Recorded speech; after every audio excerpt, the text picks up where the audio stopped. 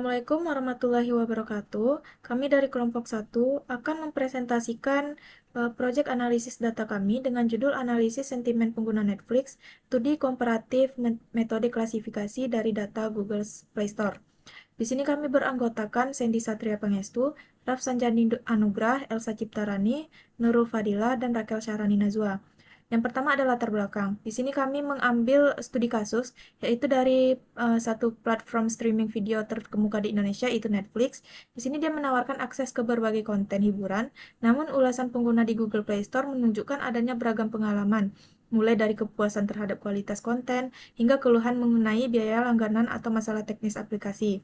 Ulasan ini mencerminkan sentimen pengguna yang dapat digunakan untuk memahami kebutuhan, preferensi, dan ekspektasi mereka terhadap layanan Netflix tersebut.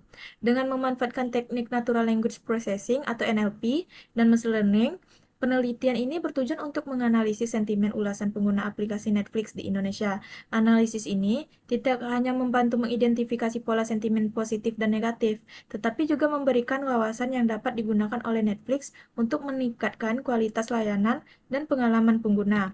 Kemudian di sini ada tujuan. Yang pertama yaitu menganalisis sentimen ulasan pengguna aplikasi Netflix Indonesia. Yang kedua, mengidentifikasi pola sentimen positif dan negatif. Yang ketiga, melatih dan membandingkan model machine learning seperti naive Bayes, Decision Tree, KNN, Random Forest, Logistic Regression, dan SVM. Keempat, menggunakan metode Ensemble Voting Classifier dan Stacking Classifier untuk meningkatkan akurasi prediksi. Yang kelima, menyajikan visualisasi berupa grafik dan tabel yang memperlihatkan performa model, distribusi sentimen, dan pola ulasan. Kemudian di sini ada tahapan dari proyek kami. Yang pertama, pengumpulan data. Data ulasan pengguna dikumpulkan menggunakan Google Play Scraper untuk mendapatkan ulasan aplikasi Netflix dari Google Play Store. Kemudian, data disimpan dalam format CSV untuk memudahkan analisis lebih lanjut. Kemudian, tahapan selanjutnya itu ada analisis awal, yaitu meneliti distribusi skor ulasan untuk memahami proporsi kategori skor 1-5 dan menganalisis hubungan panjang konten ulasan dengan skor untuk melihat pola awal. Kemudian, tahapan selanjutnya ada pre-processing. Data teks dibersihkan dengan menghapus karakter khusus, emoji, dan angka, lalu disederhanakan dengan menyimpan 3 kata utama, yaitu subjek, predikat, dan objek. Sentimen ditambahkan berdasarkan skor ulasan, yaitu positif 4-5, netral 3, dan negatif 1-2. Kemudian tahapan selanjutnya ada penyeimbangan data menggunakan SMOD untuk mengatasi ketidakseimbangan pada kategori sentimen, di mana teknik ini meningkatkan proporsi ulasan pada kategori minoritas, misalnya netral, untuk memastikan model tidak bias terhadap kelas mayoritas. Kemudian model machine learning.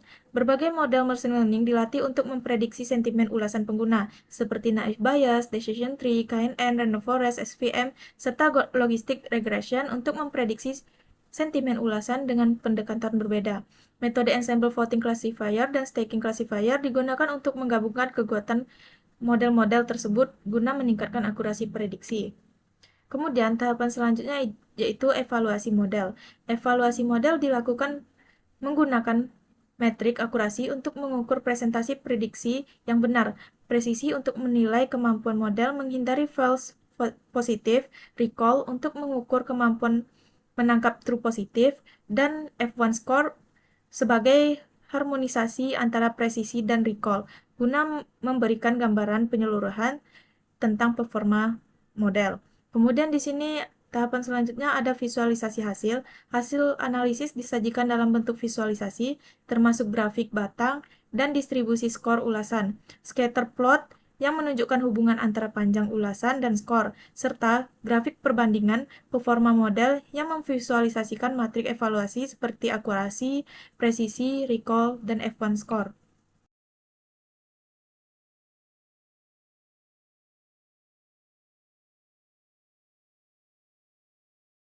Nama saya Nurul Fadila. Baiklah, di sini kita akan mengimport library terlebih dahulu. Yang pertama kita akan mengimport library utama untuk manipulasi data, yaitu Pandas dan NumPy. Kemudian library untuk visualisasi, ada Matplotlib, PyPlot, dan Seaborn. Lalu mengimport library untuk pre-processing text. yaitu NLP dengan NLTK. Setelah itu kita mengunduh resource NLTK yang diperlukan, yaitu untuk tokenisasi, stopwords, dan lemmatization. Kemudian kita mengimport library untuk machine learning, yaitu scikit-learn. Dan yang terakhir kita mengimport library untuk menangani data tidak seimbang, yaitu SMOP. Setelah itu kita melakukan pengumpulan data ulasan, di mana kita menggunakan library Google Play Scraper untuk mengambil jumlah ulasan itu 10.000, menggunakan bahasa Indonesia dan data dari Indonesia. Setelah itu data ulasan tersebut dikonversi menjadi data frame menggunakan Pandas. Kemudian kita menampilkan informasi dataset, seperti gambar di samping. Kemudian ada exploratory data analysis, atau IDA. Yang pertama, kita melakukan pemeriksaan data nilai kosong dan duplikasi. Untuk jumlah nilai kosong, itu pada review created version ada 3.610. Kemudian reply content 10.000, reply add 10.000, dan up version 3.610. Untuk jumlah duplikasi itu 0. Selanjutnya ada yang kedua, distribusi skor ulasan. Pertama, kita akan membuat visualisasi distribusi skor ulasannya, lalu menambahkan angka di atas bar. Setelah itu menambahkan judul dan label, kemudian menampilkan plot penggunaan plt.show. Pada grafik batang menggambarkan distribusi skor ulasan yang diberikan oleh pengguna Netflix di Indonesia. Data menunjukkan bahwa skor 1 atau skor yang terendah itu memiliki jumlah ulasan tertinggi, yaitu 3.895 ulasan. Kemudian diikuti dengan skor 5, yaitu skor tertinggi, yang memiliki 2.856 ulasan. Sementara itu, skor 2, 3, dan 4 memiliki jumlah ulasan yang jauh lebih rendah. Masing-masingnya skor 2 itu 511, skor 3 416, dan skor 4 361. Yang ketiga ada analisis korelasi antara skor dan panjang ulasan. Pada visualisasi ini menunjukkan hubungan antara panjang ulasan dan skor ulasan, di mana korelasi antara kedua variabel itu dihitung sebesar negatif 0,30352, yang mengindikasikan adanya hubungan negatif lemah. Artinya, semakin panjang ulasan, cenderung skor yang diberikan itu lebih rendah. Selanjutnya ada data cleaning. Yang pertama itu melakukan penghapusan duplikasi. Untuk jumlah baris sebelum penghapusan duplikasi itu ada 10.000. Kemudian jumlah baris setelah penghapusan duplikasi ada 8.334. Jadi jumlah duplikasi yang dihapus itu ada 1.666. Kemudian kita melakukan eksplorasi data. Untuk jumlah total ulasan itu ada 8.334. Kemudian jumlah ulasan kosongnya 0. Kemudian panjang rata-rata ulasan itu 65,9319, 6544276458. Setelah itu kita melakukan penghapusan ulasan pendek, di mana kita hanya menyimpan ulasan dengan panjang lebih dari 5 karakter. Setelah itu kita menyimpan dataset dengan kolom konten dan skor ke dalam file CSV, di mana kita akan menyimpannya dengan nama clean Netflix review.csv. Halo, selamat sore teman-teman semua. Di sini saya akan menjelaskan bagian preprocessing. Nah, teman saya sebelumnya sudah menjelaskan bagian preprocessing juga. Cuma kita akan berfokus pada text preprocessing ya. Yang nanti kita melakukan pemrosesan pada bentuk teks. Kalau sebelumnya itu lebih pada strukturnya, struktur datanya. Nah, kita akan lanjut. Pertama, langkah di sini. Kita akan melakukan import library. Nah, library ini kita akan mengambil dari library yang penting untuk proses memudahkan prosesnya. Yang pertama itu ada Pandas untuk melakukan manipulasi data yang terdapat tabel, kemudian import RA itu untuk mengimport regular expression. Kemudian ada Sastrawi. Nah, Sastrawi ini adalah salah satu library yang digunakan di dalam bahasa Indonesia. Kemudian ada pip install emoji, dan kemudian ada library emoji, untuk menghapus atau mengumpulkan data-data berupa emoji. Nah, pertama kita inisialisasi stemmer dan stop word remover dari Sastrawi. Nah, fungsi dari stemmer dan stop word ini yang lebih mirip ya. Stemmer itu berfungsi mengubah dari kata kerja yang memiliki imbuhan menjadi kata muni, misalkan menonton menjadi tonton, ataupun stop word. Nah, stop word ini untuk menghilangkan kata-kata yang tidak berfungsi sebenarnya, nanti akan saya jelaskan. Kemudian stop word yang sudah dikumpulkan dalam library Sastrawi ini kita panggil nanti ya, akan disimpan dalam variabel ini. Nah, kemudian kita akan membuat beberapa function di sini.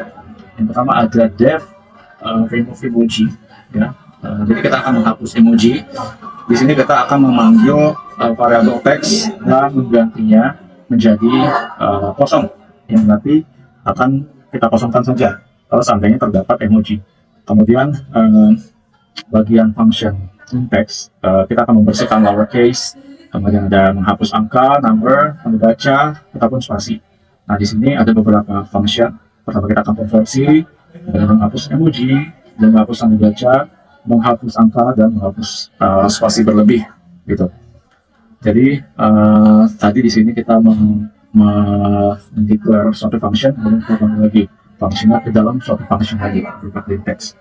Nah, terakhir kita akan membuat function terakhir yang berupa preprocess text. Nah, di sini ini adalah finalnya. Jadi di sini setelah kita lakukan pembersihan value nilai dari data tadi, kita akan melakukan splitting ya, data yang sudah bersih akan kita token ya, artinya kita berikan kode-kodenya nanti untuk dilakukan memudahkan preprocessing.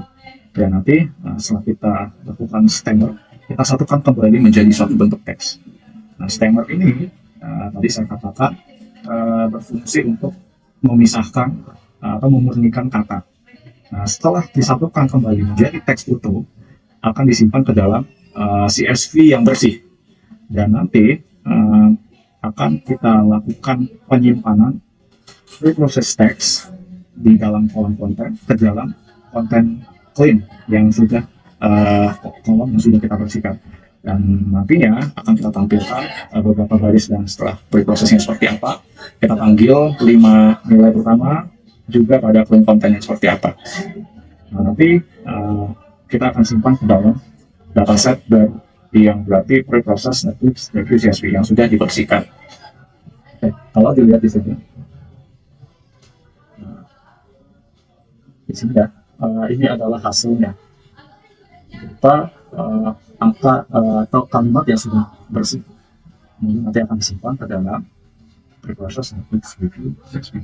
Kemudian di sini ada pelabelan data, yaitu fungsi untuk mengklasifikasikan sentimen tanpa skor 3, yang mana di sini kita akan memproses data ulasan dari file CSV Netflix dan mengklasifikasikan skornya menjadi ulasan yaitu positif dan negatif, yang mana skor ulasan 1 dan 2 dikategorikan sebagai negatif dan negatif itu dia sama dengan min 1. Jika skornya 4 dan 5, maka itu dianggap positif, yaitu nilainya 1. Kemudian jika 3 diberi nilai non karena netral dan tidak menggunakan dalam digunakan dalam analisis ini. Di sini dapat kita lihat outputnya skor 1 sama yaitu binary sentimennya min 1, 2 min 1, 4 1, 1 min 1, 1 min 1. Kemudian di sini untuk menampilkan distribusi sentimen, yang mana di sini kita menghitung jumlah data pada kategori sentimen positif dan negatifnya. Di sini kita bisa lihat jumlah ulasan dengan sentimen negatif lebih banyak dari nilai sentimen positifnya. Yang mana di sini negatifnya 4.406, positifnya 3.217. Kemudian di sini kita memberikan akan membuat visualisasi distribusi sentimennya dalam bentuk diagram batang atau chart. Di sini berdasarkan ulasannya terlihat bahwa terdapat lebih banyak ulasan negatifnya daripada ulasan positif. Hal ini menunjukkan bahwa ada beberapa aspek yang perlu diperhatikan oleh Netflix untuk meningkatkan kepuasan penggunanya. Oke, Assalamualaikum teman-teman. Perkenalkan nama saya Sedi Satria Pangestu. Saya akan mempresentasikan di bagian pembagian data dan permodelan. Nah, di sini kita pertama harus load dulu dari CFC-nya itu Netflix Reviews with Detailed Sentiment yang mana telah dilakukan teman saya tadi, dan kita dapatkan yaitu kolom clean content dan binary sentiment. Selanjutnya, kolom clean content kita akan masukkan ke dalam variabel X, dan kolom binary sentiment kita akan masukkan ke dalam variabel Y. Nah, di sini kita akan membagi data menjadi training dan testing, yaitu 80% untuk training dan 20% untuk testing. Nah, di sini kita akan mengganti nilai none dengan string kosong di extreme dan xtest jika ada. Menampilkan informasi tentang pembagian data dan menggunakan TF-ID vectorizer untuk mengubah teks menjadi fitur numerik. Di sini kita akan membatasi fitur maksimal sebanyak 5.000 untuk efisiensi. Nah, selanjutnya, kita akan menampilkan bentuk matrix fitur. Di sini bisa terlihat bahwa data latihnya itu 6098 dan data ujinya itu 1525. Untuk ekstremnya seperti ini, dan kita akan mengoutputkan contoh data latih dan data ujinya sebagai validasi kita. Nah, pada permodelan, saya menggunakan pertama kali permodelan Naive Bayes, Decision Tree, KNN, dan Random Forest. Nah, di sini, gimana sih algoritma dari permodelan ini? Yang pertama, kita akan menginisialisasi model dan akan menyimpankan hasil evaluasinya. Di sini kita menggunakan cross validation 5, dan kita akan pertama kita akan menginisialisasi model, selanjutnya kita akan melatih model. Setelah melatih model, kita akan menggunakan cross validation untuk evaluasi model, dan kita akan menggunakan confusion matrix juga. Selanjutnya setelah itu, kita akan memvisualisasinya dan akan menyimpan hasil dari model itu, dan kita akan menyimpannya dalam bentuk pickle dan serta vectorizer-nya. Di sini begitulah bentuk algoritmanya. Setelah kita didapatkan bahwa di sini tuh confusion matrix Naive Bayes itu seperti ini. Dia akan memprediksi true-nya itu 846 pada negatif dan false-nya itu 46. Pada positif dia itu 179 pada false-nya dan true-nya itu 454 pada positif. Didapatkan bahwa evaluasi model dengan cross validation itu didapatkan bahwa Naive Bayes itu rata-ratanya itu dia mendapatkan 85%, decision tree itu 80%, KNN itu dia mendapatkan 57%. Ada akurasi dan random forest itu sebesar 85%. Nah, selanjutnya saya akan membuat logistic regression dan SVM juga sebagai perbandingan juga. Algoritmanya seperti tadi juga, yaitu cross validation-nya itu 5, dan kita melatih modelnya di sini, dan prediksinya pada data ujinya di sini, dan membuat confusion matrix-nya. Setelah itu kita visualisasi confusion matrix-nya, kita simpan modelnya dan vectorizer-nya ke dalam pickle seperti ini, dan simpan hasil evaluasi cross validation ke dalam list. Selanjutnya, konversi hasil ke dalam data frame. Didapatkan bahwa logistic regression di sini tuh dia bisa memprediksi negatif itu true-nya 833 dan false-nya itu 59. Sedangkan pada positif itu dia memprediksikan positif itu false-nya 157 dan true-nya itu 476. Pada SVM kita menggunakan pada SVM itu tuh negatifnya itu 830-nya true, false-nya itu 62, dan pada positif itu tuh false-nya itu 112 dan true-nya itu 521. Didapatkan bahwa hasil evaluasi model dengan cross validation itu logistic regression itu akurasinya mendapatkan rata-rata sebesar 85% dan SVM itu sebesar 86%. Nah, selanjutnya saya mencoba ensemble menggunakan voting classifier yang mana kita menggunakan 4 metode tadi. Nah, di sini saya menggunakan votingnya itu soft dan didapatkan bahwa hasil evaluasinya itu sebesar 84% dengan confusion matrix-nya seperti ini. Dan saya juga mencoba stacking classifier, yang mana dia juga menggunakan 4 model tadi untuk ensemble, dan pembuatannya sama seperti permodelan tadi juga, yang mana dia di stacking fit-nya itu extreme, TF, IDF, dan U-train, dan seperti itu. Didapatkan bahwa hasil evaluasinya adalah 86,7. Didapatkan bahwa confusion matrix-nya seperti ini. Dan saya belum sampai di situ saja, saya mencoba di bagian smooth. Saya mencoba stacking classifier dengan smooth, didapatkan bahwa smart-nya di sini kan data negatifnya itu 4.406, sedangkan data positifnya itu 3.217. Saya menaikkan pada smart itu menaikkan 1.000 supaya lebih stabil datanya. Nah, permodelannya sama seperti tadi juga, dia kurang lebih sama, karena dia gunakan seperti itu, dan didapatkan bahwa hasil evaluasinya itu sebesar 86%. Dan confusion matrix-nya seperti ini. Selanjutnya saya mencoba smart sendiri pada per satu model di sini. Dengan yang data sama tadi, smooth-nya itu saya menambahkan 1.000 di bagian positif, dan didapatkan bahwa hasilnya itu Confusion matrix naive Bayes seperti ini, confusion matrix decision tree seperti ini, confusion matrix KNN seperti ini, dan confusion matrix random forest seperti ini. Didapatkan bahwa evaluasi modelnya, yaitu naive Bayes mendapatkan 86%, decision tree mendapatkan 81%, KNN itu dia naik menjadi 79%, random forest itu 85%. Dan selanjutnya di sini saya mencoba membuat juga smooth menggunakan logistic regression dan SVM. Dengan menggunakan penambahan data 1000 juga sama seperti yang telah dilakukan sebelumnya, dan didapatkan bahwa confusion matrixnya seperti ini. Dan confusion matrixnya SVM-nya seperti ini, dan didapatkan evaluasi modelnya itu, logistic regression itu naik sebesar 86%, dan SVM itu naik sebesar 87%. Dan itu berarti naiknya sebesar 1%. Selanjutnya saya akan memvisualisasinya, seperti ini codingannya. Nah, bisa kita lihat di sini bahwa SVM smooth itu lebih unggul daripada semuanya. Dilanjutkan dengan SVM dan stacking classifier. Di sini KNN itu mendapat akurasi terjelek, KNN biasa dan KNN smooth itu mengalami perubahan yang lebih signifikan pada smooth. Nah, selanjutnya, di sini didapatkan bahwa kesimpulan bahwa SVM smooth itu lebih bagus daripada yang lainnya. Model terbaik berdasarkan rata-rata semua matriks adalah SVM dengan smooth yang memiliki F1 score 87,4%. Smooth membantu meningkatkan performa, terutama pada logistic regression dan SVM, dengan peningkatan akurasi rata-rata sekitar 1-2% dibandingkan tanpa smooth. Stacking classifier dengan smooth juga menunjukkan performa yang kompetitif dengan akurasi 86,5%. Dari visualisasi bar chart, terlihat bahwa model berbasis smooth cenderung memiliki skor yang lebih stabil dan lebih tinggi dibandingkan dengan model tanpa smooth. Confusion matrix menunjukkan bahwa model terbaik mampu meminimalkan kesalahan prediksi kelas positif dan negatif secara signifikan. Di sini codingan saya mengenai confusion matrix bisa lihat seperti ini. Didapatkan bahwa SVM smooth itu lebih unggul daripada lain, dan KNN confusion matrix itu lebih rendah. Nah, melihat ukuran modelnya di sini, saya membandingkan ukuran modelnya. Didapatkan bahwa SVM smooth itu modelnya sebesar 0,907 MB. Berarti sebesar 900 KB mungkin ya. Dan SVM itu sebesar 616 KB mungkin ya.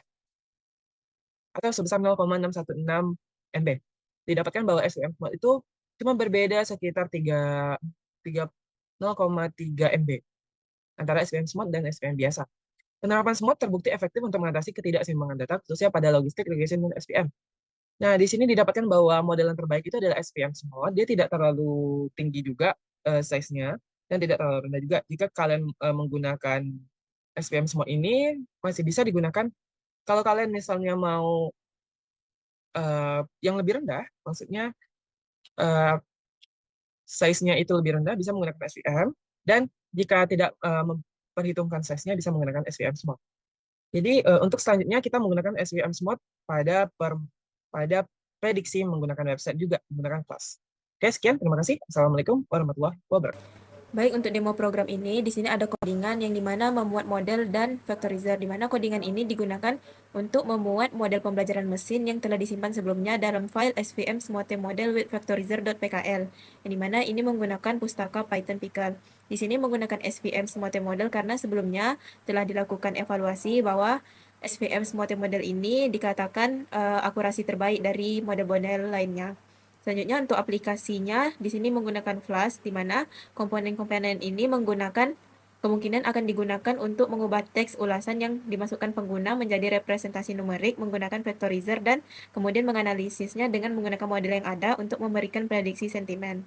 Untuk lebih lengkapnya, di sini saya akan menjelaskan tentang codingan dari demo program tersebut.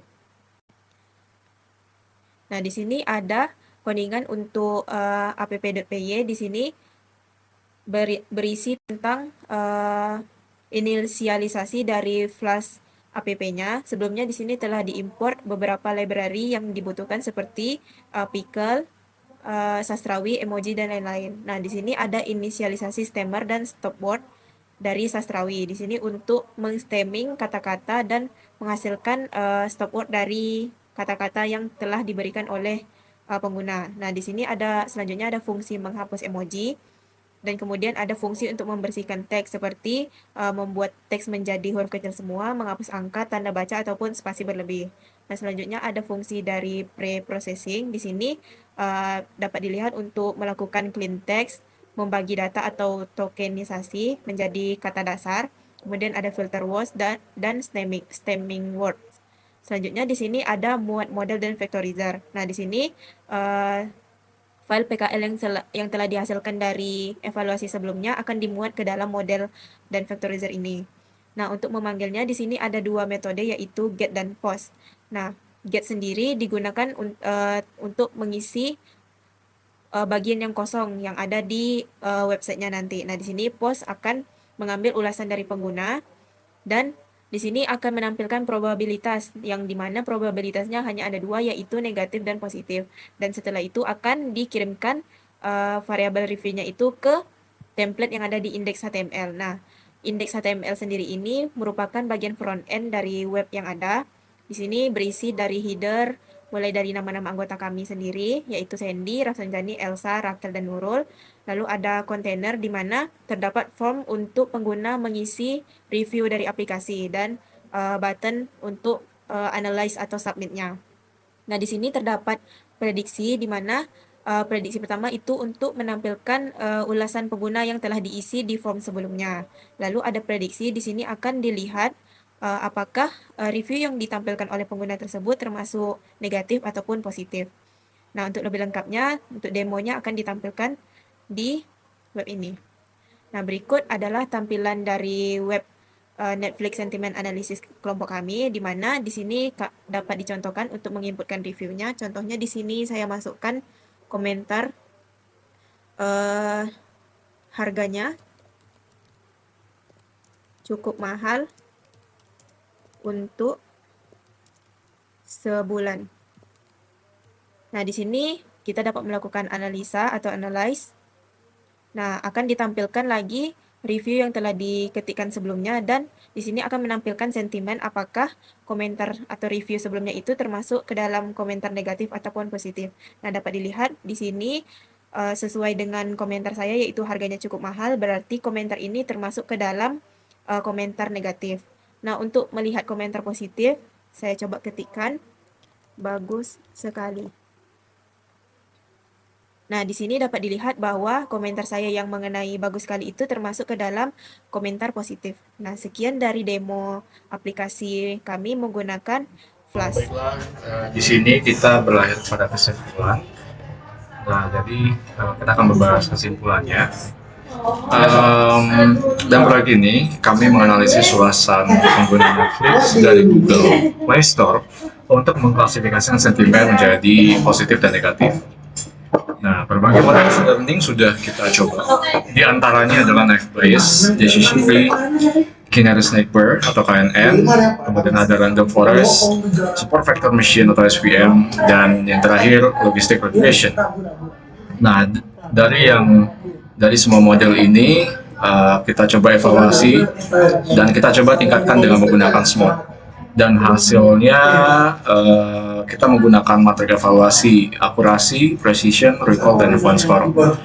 Nah, model yang terbaik adalah model SVM yang menggunakan SMOD.